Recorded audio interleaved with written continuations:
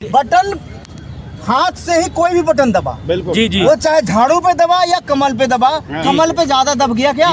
जी Bharatiya Janata party जिंदाबाद, Bharatiya Janata party जिंदाबाद, भाई नरेंद्र मोदी जिंदाबाद। जो देश की जनता पहले एकांत में जी रही थी वो अब रमाकांत के साथ जिएगी।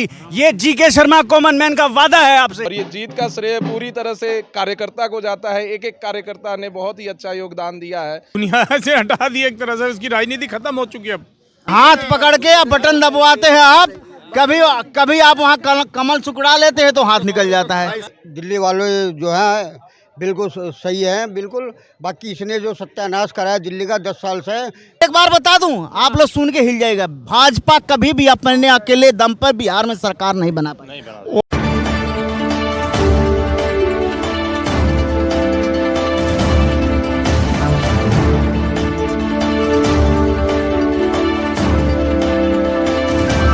हेलो फ्रेंड्स, नमस्कार।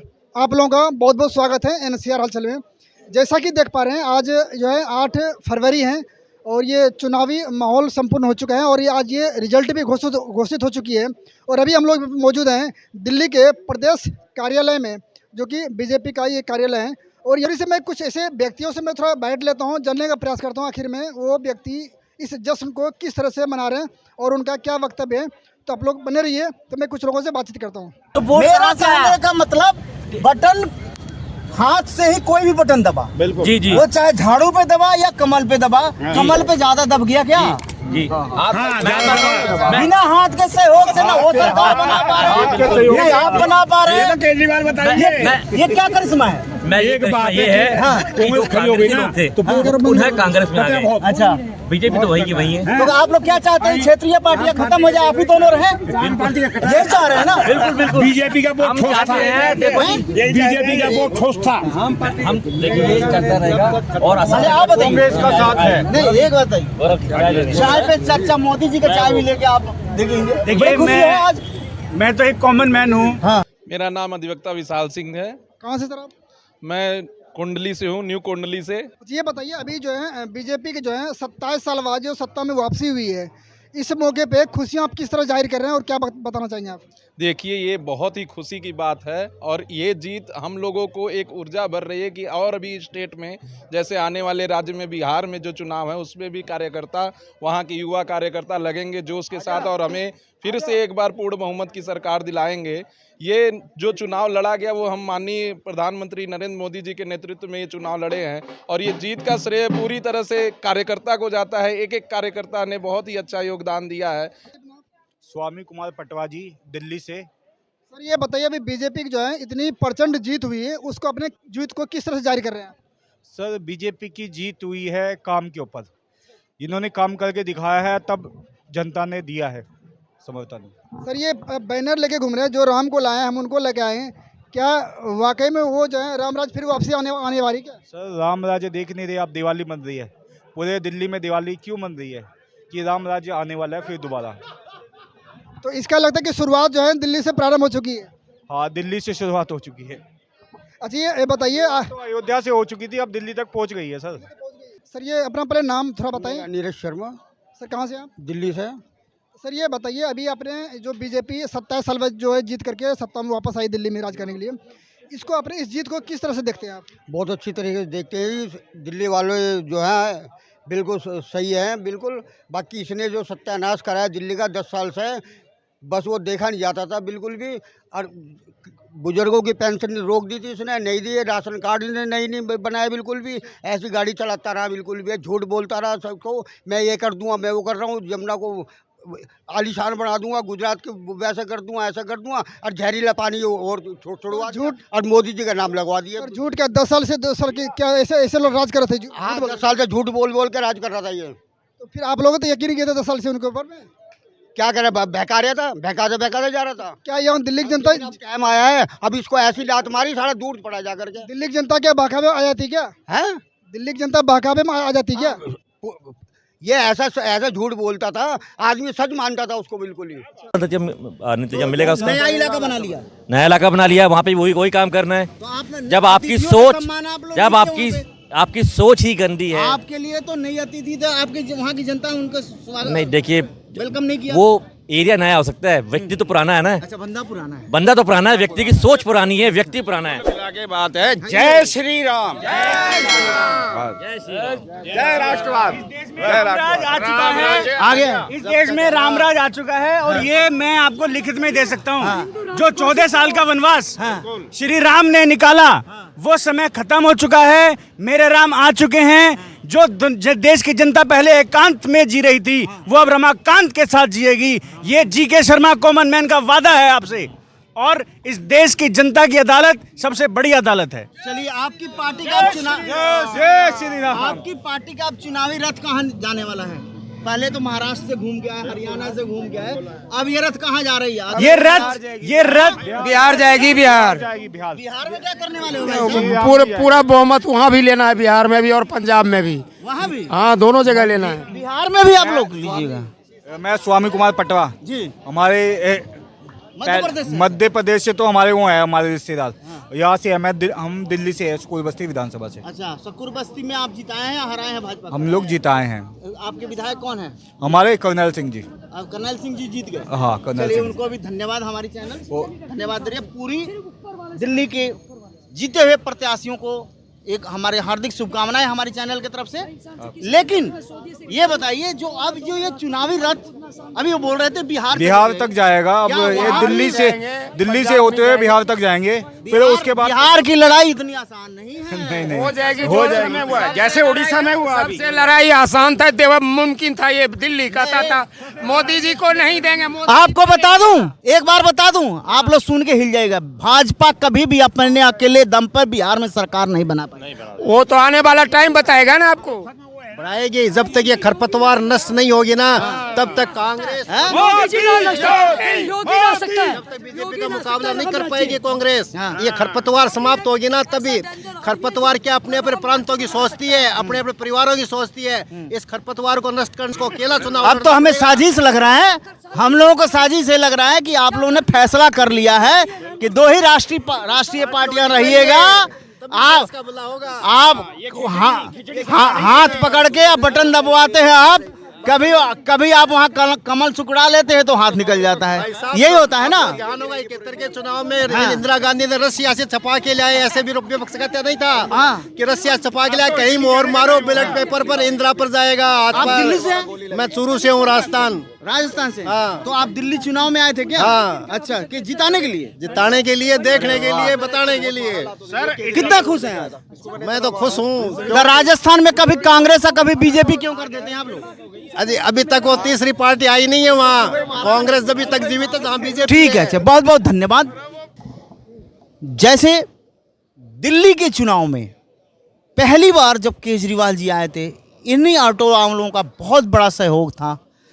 पहली बार, दूसरी बार और तीसरी बार। ये बताइए, इस बार आप पूरे ऑटो वालों ने कैसा फैसला लिया कि पूरी देखो, दिल्ली ही बदल दिया? औरों से कोई मतलब नहीं था, मुझे अपने आप से मतलब था। जी, आपसे? मुझे अपने से मतलब था। मुझे समझ में आया, आप पार्टी की बात कर रहे हैं। नहीं, आप पार्टी वालों से मुझे कोई लेना देना नहीं। मैं नहीं चाहता था कि केजरीवाल आए। नहीं चाहते? हाँ। अच्छा, आपके जैसे ये ऑटो यूनियन वालों का कितना मत था? कुछ क्या ऑटो यूनियन बटी हुई थी? 50-50। 50-50? यस। 50 इधर 50 उधर। हाँ जी। फ्री वाले उधर थे, अच्छा, मेहनत वाले इधर थे। अरे वाह। माने मेहनत वाले क्या राष्ट्रवादी होते हैं, और फ्री वाले कहाँ ज्यादा होते हैं? उधर होते हैं। हाँ, फ्री वाले उधर थे। अच्छा, इन्होंने एक बहुत ही हम राष्ट्रवाद मोदी के। अच्छा, मोदी की में आ गया। मोदी की राह पे चलने वाले। हाँ, मेहनत वाले। अच्छा, फ्री वाले उधर आम वाले की तरफ। हाँ जी, हाँ जी। चलिए, तो इस बार मेहनत वाले जीत गए। ये भी कड़ी मेहनत करके अपनी जीवन यापन करने वाले ये लोग हैं। कोई ऑटो चलाता है, कोई टैक्सी चलाता है। आप लोगों ने ये केजरीवाल जी जो 10-12 साल सत्ता में रहे, आप लोगों का अनुभव कैसा रहा? 1% का अनुभव नहीं है, बेकार इंसान है ये केजरीवाल जो है। अच्छा, बिल्कुल बेकार है। जो झूठे वादे करता है कि यमुना नदी को आज यमुना माता ने उसे ही दुनिया से हटा दी। एक तरह से उसकी राजनीति खत्म हो चुकी है। अब अच्छा। भविष्य में शायद अब वो दोबारा ना क्या आ आपको पाए। उम्मीद था कि क्या केजरीवाल जी खुद हार जाएंगे? बिल्कुल जी, बिल्कुल। इनकी जो बातें है, बात करने का तरीका, एक प्रधानमंत्री के विषय में इतना उल्टे सीधे शब्द बोलना, ये गलत है भाई। राजनीति हो जो अच्छा कोई भी आप हो। बताइए, क्या वो आप लोगों को ऑटो यूनियन वालों के लिए बहुत सारे वादे किए थे कि 2 लाख रुपए का वो स्कीम मिलेगा, 10 वर्दी मिलेगा, 10 लाख 10 का, लाख। हाँ? साल में 2,500 का नहीं, वो ऐसा मिलेगा। कुछ नहीं दिया हमें, तो- किसी से कुछ नहीं चाहिए, फ्री हमें नहीं चाहिए। हाँ। हमें सिर्फ अपने देश की उन्नति चाहिए और हमारा दिल्ली का विकास चाहिए। हमें किसी का फ्री, इनके फ्री देने से हमें कुछ नहीं चलिए, होगा। हमें हमारी आपके- मेहनत से सब कुछ करना है हमारे को, हमें फ्री नहीं चाहिए कुछ भी। हमारे देश की जनता, हमारे दिल्ली की जनता, लोग कहते थे कि लालच में आके ये मेहनत कश लोग हैं। देखिए कितने स्वाभिमान से कहते हैं हमें फ्री में नहीं चाहिए, हमें अपने देश की उन्नति और नहीं, विकास हमें चाहिए। सिर्फ विकास चाहिए, हमें फ्री में कुछ भी नहीं चाहिए। हमें अपनी मेहनत करते, हम अपने कमाते, हमें कोई मतलब नहीं है फ्री की चीज़ों से। जय श्री असत्य पर ला दिया दिल्ली में। जी बिल्कुल आए हैं, आपके सामने ही है। और अच्छा, इसलिए असत्य पर सत्य की जीत हुई है। आपके वोट पे भी उन्होंने डोरे डालना शुरू किया था, बोला था कि पंडितों को भी हम 18,000 देंगे। क्या पंडित जी लोग भ्रमित नहीं हुए? बिल्कुल नहीं, पंडित देखिए बुद्धिजीवी होते हैं। पंडित जो है बुद्धिजीवी होता है, वो देश के बारे में बिल्कुल सोचता है। कॉमन मैन का मतलब आम आदमी। नहीं, आम आदमी तो यहाँ तो सभी उधर है। है। देखिए, आम आदमी तो आप भी आम आदमी है, ये भी आम आदमी है, लेकिन क्या है कि जो आज का कॉमन मैन है वो कल का सीएम भी बन सकता है।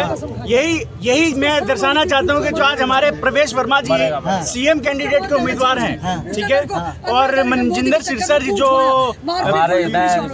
अच्छा, हम एक बात बता दें, हम लोग जंगपुरा सीट पे भी जाकर कवरेज किए थे। वहाँ की जनता कह रही थी, हम लोग दबी जुबान से बोल रही थी कि हम, कोई कहता था मैं कांग्रेस को वोट दूंगा, कोई कहता था बीजेपी को वोट दूंगा।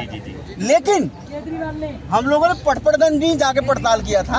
आखिर वहाँ से इनको क्या मजबूरी थी कि ये पटपड़गंज छोड़कर आपके जंगपुरा में चले गए? उनको पता है ना। देखिए, मैं अपने क्षेत्र में क्या काम कर रहा हूँ मुझे मालूम है। कोई कहने लगा, कोई बोल रहा था कि अपना रिहाइश क्यों ही बना लिए थे जाके। जी देखिए, मैं बताऊँ, सिसोदिया जी। देखिए मैं अपने घर में क्या काम करता हूँ मुझे मालूम है। ठीक उसी प्रकार एमएलए का क्षेत्र उसका घर होता है। हाँ। तो उसे मालूम है मैं अपने घर में क्या काम कर रखा है। जी।